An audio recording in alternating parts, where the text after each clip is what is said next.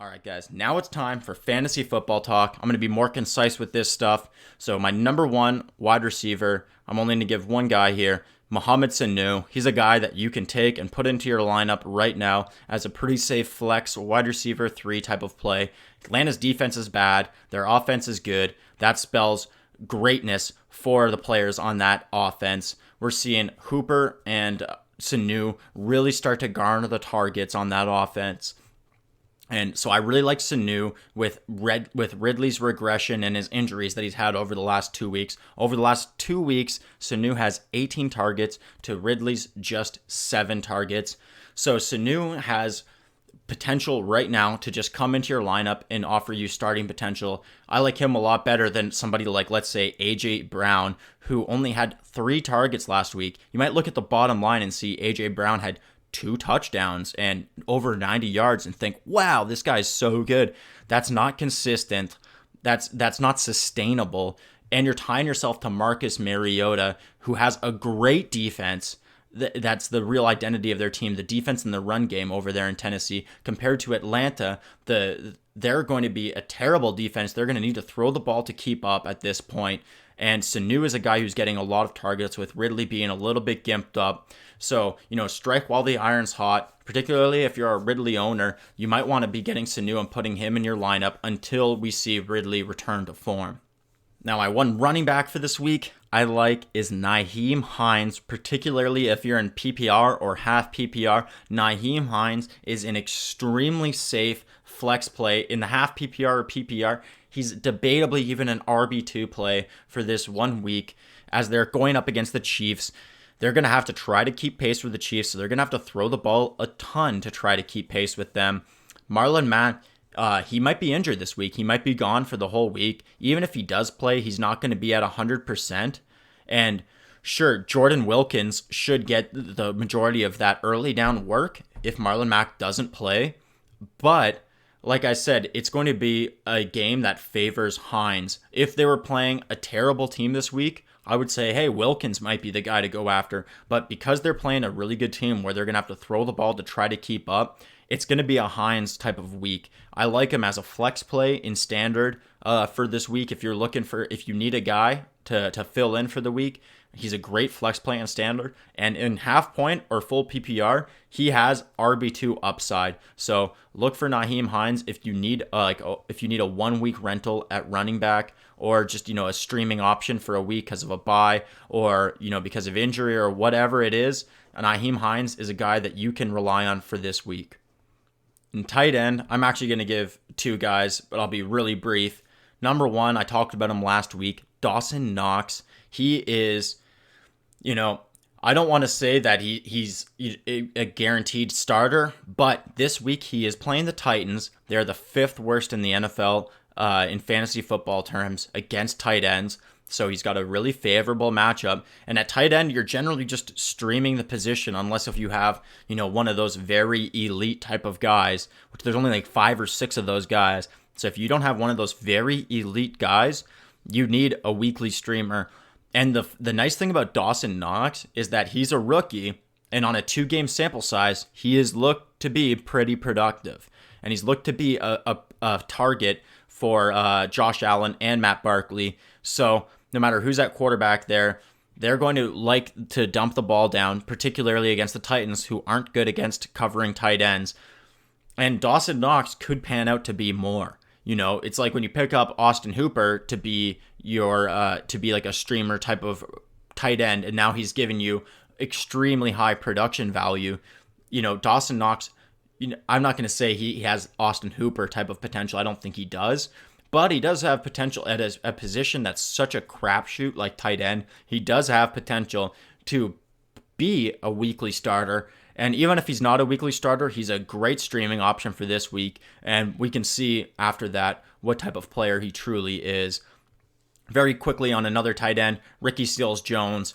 He seems to have a good place in this offense with David Njoku out. And the fact is that Baker Mayfield doesn't have time to look downfield. The O-line's non-existent over there. So Ricky Seals-Jones is going to be a safe dump down for Baker Mayfield. He's a good streaming option this week too. My number one defensive streaming option for this week is a team that's 47% owned. So there's a 53% chance that you can get them, 47% that they're owned. So not the best odds of being able to get them, but if they're available, this is the top option, and that's the Tennessee Titans. They actually have the 4th ranked fantasy football defense on the season so far this year. So, I mean, they should be much more owned than 47% that they are, and they have the Bills this week. So if Josh Allen does play, sure, the Bills have more offensive firepower in that case, but Josh Allen's a turnover machine. We saw it, against the Patriots. We saw it against the Jets in week 1. Josh Allen turns the ball over. He's a risk it for the biscuit kind of guy, and he's going to give away the ball a few times a game, at least once or twice a game. So they're a good defense if Josh Allen's playing, and if Josh Allen's not playing, they're going to be more conservative on the Bills, and they're going to be more low scoring. They're already a pretty low scoring offense. They're going to be very low scoring and very conservative. So expect, quality production out of the Titans defense with or without Josh Allen as the starting quarterback for the Bills. My number 2 streaming option for the week is the Carolina Panthers D. Now this D is 30% owned, so you have a pretty good chance that they're available in your league. And the Panthers are a surging team right now, and they're literally surging off of the strength of their defense and CMC. But their defense is really high quality right now. Over the last 2 games, they've got 14 sacks. Yeah, 14 sacks over the last 2 games and 3 interceptions. That is some elite shit right there. And they're playing Gardner Minshew and the Jaguars, who are a decent offense. Minshew's got that clutch factor to him, but he is still a rookie. He holds onto the ball a little too long sometimes, so he's susceptible to being sacked. He's susceptible to some rookie mistakes. I expect that it's going to be a low-scoring game either way, the Panthers and the Jaguars. So it's just a great week to play the Jaguars D. And you might even be able to hold on to them for 2 weeks. That's the nice thing about this defense, because they are playing Tampa the week after, which Tampa, sure, they had a really good offense this past week, but the Panthers played their offense pretty well a couple of weeks ago, so I think that they might have a recipe to be able to play well against them. And Jameis Winston, win or lose, great game or not, he is a turnover machine. He turned over the ball against the Rams. He's going to give you an interception at some point in the game.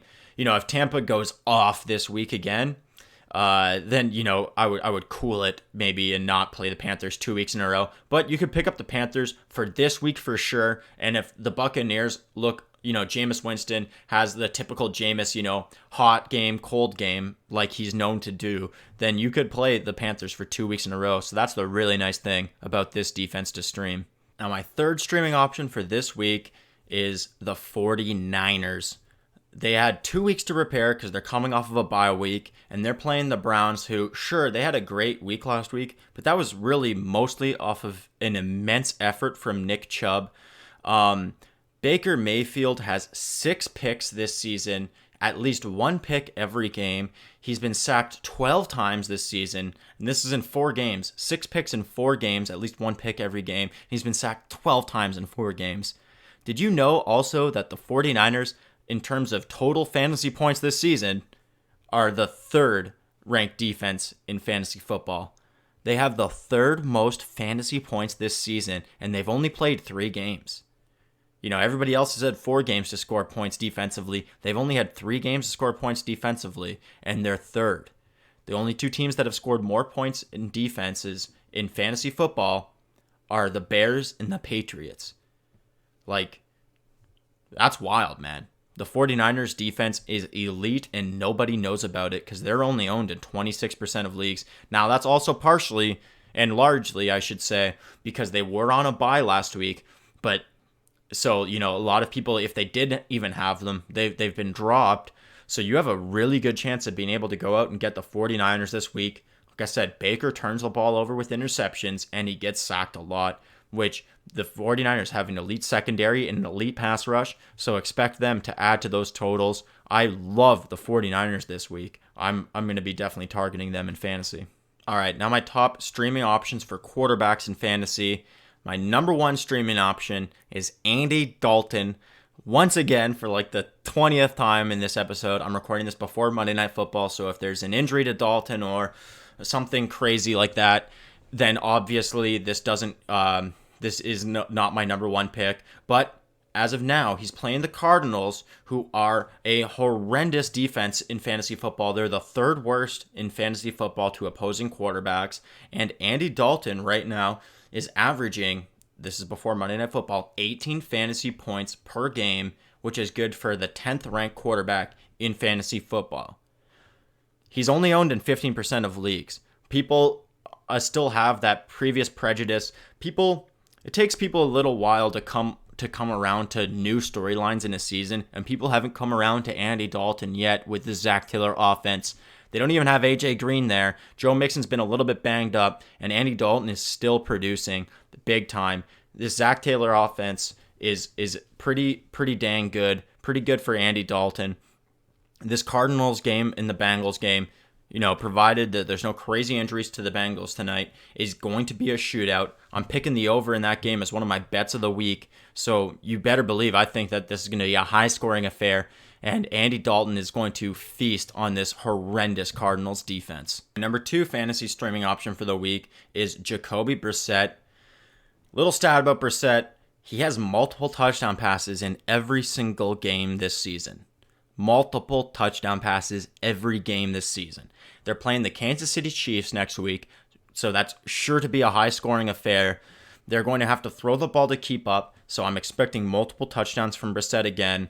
The correlation between quarterbacks' fantasy points in a football game is very high. Like, when two teams are playing each other, and one team is scoring a lot of points, the other team is going to have to try to throw the ball a ton to try to keep up. So the correlation between opposing quarterbacks in a given football game is always high. So whenever you have a quarterback playing against Patrick Mahomes, that's an automatic boost in that quarterback's numbers. Jacoby Brissett has been very efficient, throwing multiple touchdown passes every single week so far this season. So in this matchup against the Chiefs, I love Brissett. And, if you can get T.Y. Hilton back, that's just all the better for him. He threw 3 touchdown passes last week without his top wide receiver. I love him against the Chiefs. The correlation between quarterbacks is very high. You gotta play Brissett this week if you need a quarterback. All right, 2 guys. These are emergency streaming situations. If you're just stuck between a rock and a hard place because of bye weeks or whatever, 2 guys that are very, very seldom owned in fantasy football that I think you can play in an absolute emergency pinch this week that could have they have a potential to have a great ROI, return on investment. So these guys, Kirk Cousins. Kirk Cousins is playing the horrible Giants defense, bottom 3 at best defense in the NFL. So he's going to have an absolute opportunity to feast this week. The one thing that gives you a reservation is, in week 1, Kirk Cousins only threw the ball 10 times because they had such a positive game script. So something like that could easily happen again. They could, be up by a ton and just feed Dalvin, feed Alexander Madison, just run the ball. And if they do that, Kirk Cousins could throw the ball 10, 12 times and end up having an absolute stinker of a day. But this Giants defense is so bad, and the Vikings are going to have such a bad taste in their mouth after not throwing the ball downfield at all last week. I could see Kirk Cousins easily throwing 2-3 touchdowns. Even if he might only throw 150 yards, but still throw 2 or 3 touchdowns. He could also throw, 250, 300 yards and, 3-4 touchdowns. Like, he could have a boom of a day. The thing that scares me about Kirk is that the ceiling potential is very high, but the floor potential is so damn low that he is very frightening to play.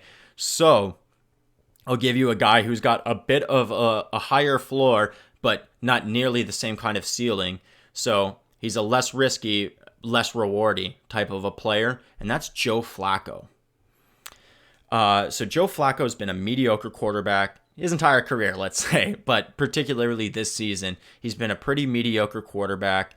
But he has played some really good defenses. He played, the Chicago Bears. He's played the Green Bay Packers. He's played the Jacksonville Jaguars. And against the Jaguars, I mean, he actually had a pretty nice day. He actually put up, I think, 22 fantasy points against the Jaguars. This week he's playing the Chargers, who are just decimated with injuries. Like, they have, I believe, only one player in their secondary that's a starter from the beginning of the season. So it's all backup players in there at the secondary. Cortland Sutton and Emmanuel Sanders have both been very efficient. I know Sanders is a little bit gimped up, so who knows if he'll play. But they've been both pretty efficient wide receivers out there. They've proven that Flacco's proven that he can get the ball to them, and they've proven that they can be reliable wide receivers out there for him. Philip Lindsay is a guy who can receive out of the backfield and make a lot out of a little. The Chargers defense is just very exposable. So, I mean, I wouldn't be surprised if Flacco gets upwards of 300 yards and, gets, let's say, 200 to 300 yards and 2 to 3 touchdowns. That's his ceiling.